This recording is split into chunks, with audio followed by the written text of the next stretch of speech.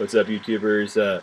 Merry Christmas. It's going to be that time of year, but I wanted to come at you guys with the point, and I made this point in a couple other videos, a couple different ways, other times, there's two real points to it. I mean, one is, I think about what went wrong with our politics in our country, and the second is absolute truth and how they tie together.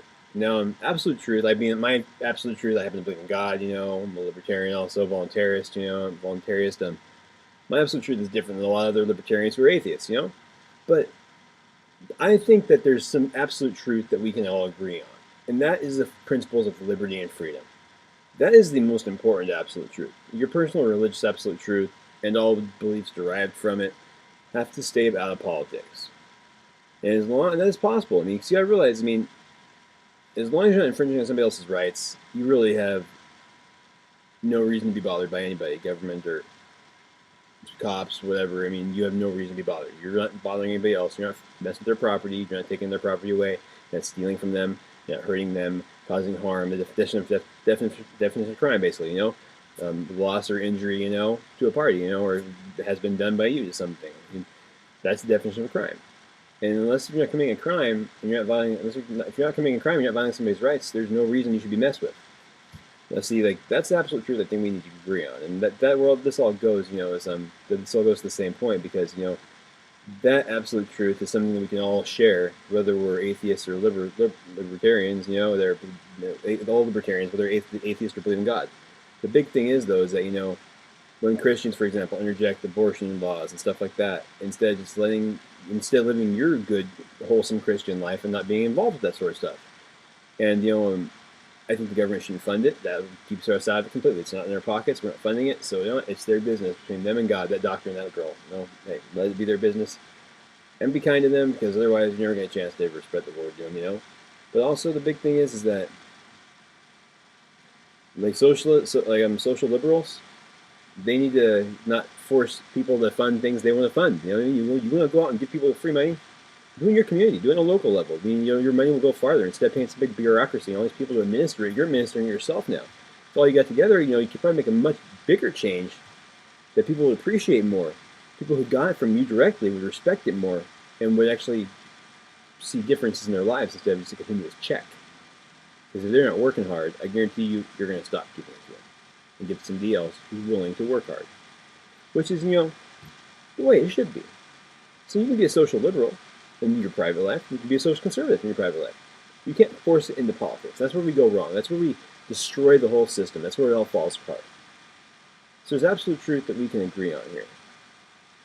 And I want to make one other point about about this whole thing is that if we can all do that, I think we have a respectful thing. I mean, atheists, you're pushing it too far now. You're putting signs up telling me nobody's Christ. And why you gotta rub it in my face? Why you gotta rub it in my face? I don't rub my Christianity in your face. You want to hear about it? That's cool. Go on with some other politics, But rubbing it in our faces, it's kind of rude. But I think it's especially rude because this is one other point I wanted to make here about this whole thing about, I think atheists at least have to show some respect for people who believe in God. So our founders believed in the Holy Father, and everything like that. And the thing is, the right that you have to speak and say the things you say, libertarians, is because you have a First Amendment. A First Amendment that, according to the Constitution, is granted to you by no thing on this earth, by no man, by no government. Nobody here can take it from you. Only you can take it for yourself through infringing on somebody else's rights and having to be put in a cage. But only if you do that should you be put in a cage. But other than that, you have this right. And the only person, like I said, is you that can take it away through your actions. But other than that, nobody else has that right to you. You're not granted by the Constitution. It's not granted by the Bill of Rights. It's yours because you breathe. And because God gave it to you, the founding fathers. And I think even if you don't believe in God and you're an atheist, you have to respect that. Because you have to realize that by saying that it was God that gave you that right, our founding fathers basically said that nobody can take it from you. They said the thing that gave it to you was not of this earth. Regardless of whether or not you believe in that thing, the point is that that's how they made the rights on with that kind of a standard, that they were up here, that they were given to you by something that was not anywhere physical around you, so none of the thing could take them away but you.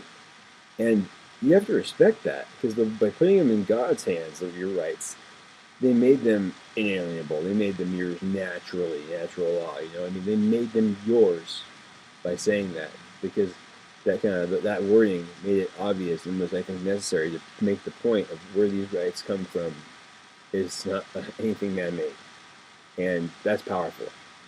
And for our founding fathers to give you your rights in that kind of way and state so clearly that you have those rights and this is how solid they are, I think you should show a little courtesy for that.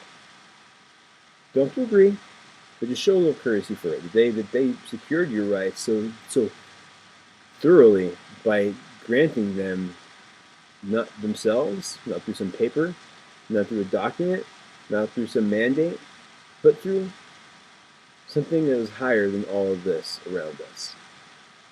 And that's something that if you can't respect, well, I guess then we're just going to keep going in circles with each other for a long time, because that's the way it's got to be. So thanks, guys, for watching. Remember, you can be a social liberal, you can be a social conservative, but you can't legislate that onto other people.